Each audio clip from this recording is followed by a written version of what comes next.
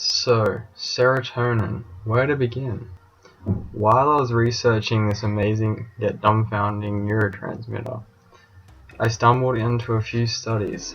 Association of anxiety-related traits with polymorphism in serotonin transporter gene regulator region. It made me feel a little bit nervous, or anxious. Dove into the research, the more I started to understand how complex this tryptamine-made neurotransmitter really was.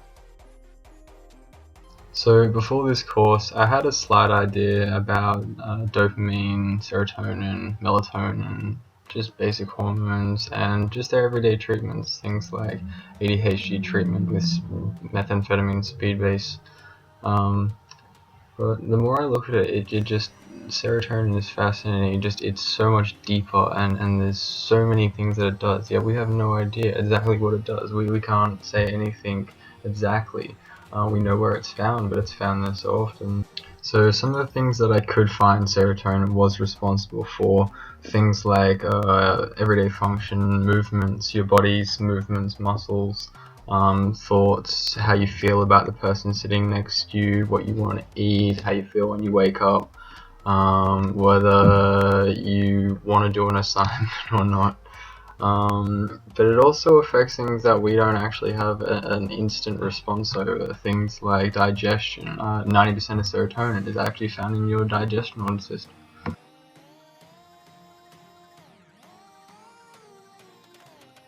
Serotonin, or 5-HT, actually plays quite a large role in FGIDs, or prevention of functional gastrointestinal disorders and constipation.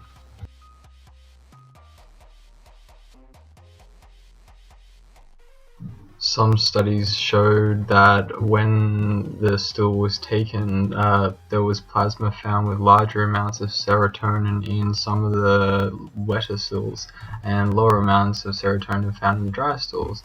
So it actually helps play a part in your digestion. So stimuli of serotonin can be pretty much anything. Nerve touch of your finger, a smell, a memory.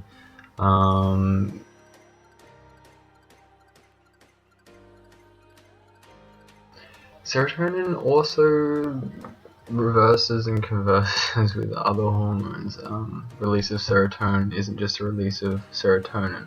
Homeostasis says that if hormones are going to be active, then there's probably going to be a counter hormone or counter hormones. In this case, when serotonin is released, a lot of the time dopamine is its reactant. Also, adrenaline can be released depending on the circumstances.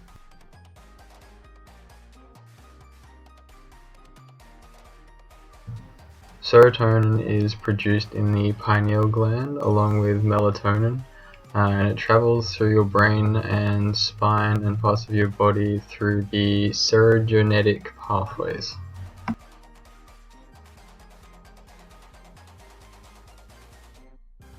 So serotonin is stored at the end of some nerve endings, some neural bunches, and when activated with a polarity change, there's a release and serotonin goes into the synapse in between the two nerves.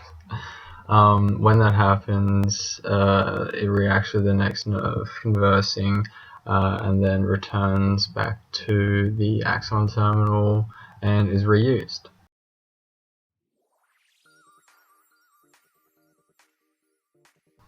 So what would happen if you would have too much serotonin?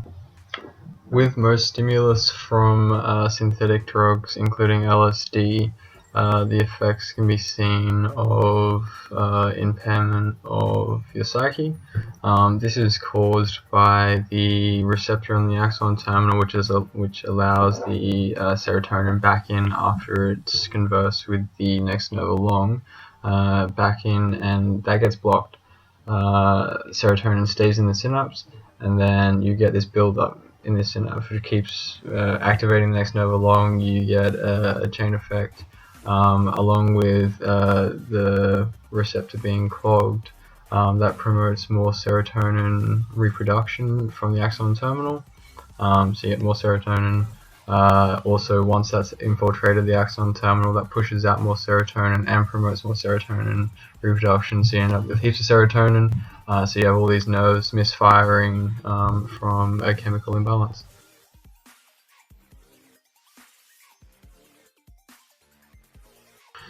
Some studies indicate in low quantities of serotonin that anxiety or depression can either occur, but these studies can also be disproven. That it's not 100%. Some people need higher amounts, lower amounts. It all depends on homeostasis. So in conclusion, there needs to be a lot more research done into this hormone. It is a difficult one to follow. It's hard to keep track of something that's always around, but hopefully in the next coming years we'll find more. There is more information coming out about the digestive system. I hope we're going to get our hands on that. Thank you.